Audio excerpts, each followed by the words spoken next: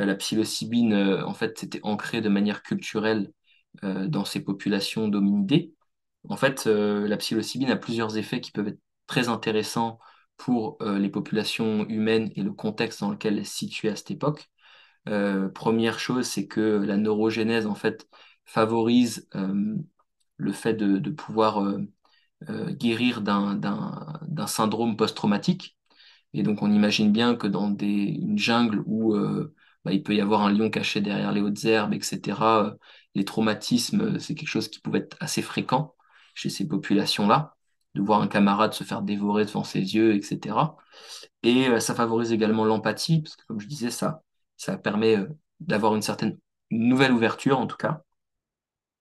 Et puis également, à faible dose, la psilocybine en fait favorise l'acuité visuelle. Donc, quand la dose augmente, on voit des mandalas, on commence à voir un petit peu de la géométrie partout. Mais, euh, mais à faible dose, en fait, ça augmente l'acuité visuelle. Et donc ça, quand on est chasseur, c'est quelque chose qui peut être intéressant. Et puis, bien sûr, il y a des contres aussi de cette théorie du primate défoncé. Il y a des gens qui n'y croient pas du tout, et il y a des contre-arguments à ça.